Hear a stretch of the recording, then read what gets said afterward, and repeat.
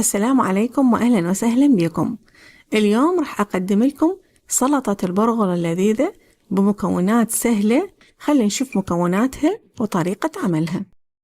أخذ 2 كوب برغل ناعم وأنزل عليهم كوب مي حار وأقلبهم سوية،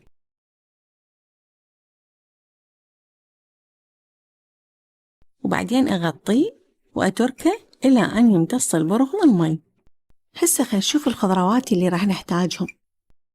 بصل أخضر 400 غرام، حزمة قرفص أو بقدونس، 3 حبات فلفل أخضر بارد، حزمة نعناع. وهسه راح نبدي نفرمهم ناعم.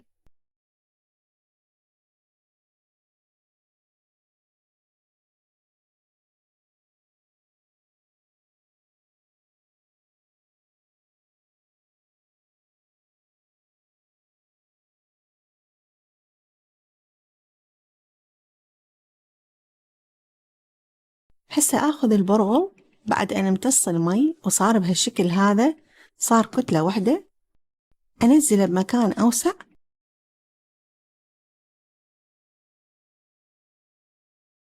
وبعد أن فتحت البرغل أنزل عليه ملعقتين كبيرة معجون فلفل أحمر بارد، ملعقتين كبيرة معجون طماطة،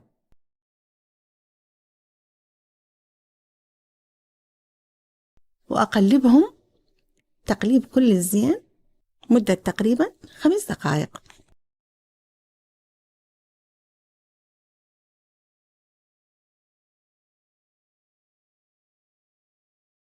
وبعدها أنزل عليهم 3 ملاعق كبيرة دبس الرمان،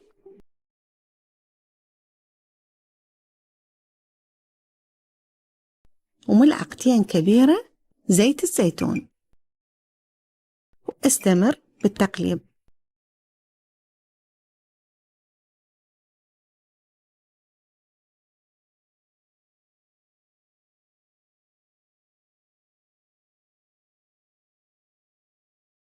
وهسه أخلي عليهم البهارات: ملعقة كوب فلفل أحمر، ملعقة كوب فلفل أسود، ملعقة كوب ملح، وأقلبهم.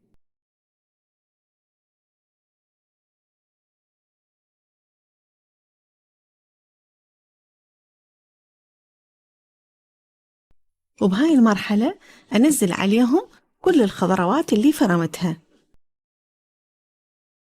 وأرجع أقلبهم، وأستمر بالتقليب إلى أن تكمل عندي السلطة. وآخر شي أنزل عليهم عصير ليمونة وأخلطهم، وبهذا الشكل تكون عندي السلطة جاهزة للأكل. وهسه خلينا نشوف سوية طريقة تقديمها. طبعا روعة بالشكل ولذة بالطعم. أتمنى أن تعجبكم فكرتنا لهذا اليوم وتجربوها، وإذا عجبتكم فعلوا الجرس واشتركوا بالقناة ولا تنسونا من اللايك. والتقيكم إن شاء الله في فكرة جديدة وفيديو جديد.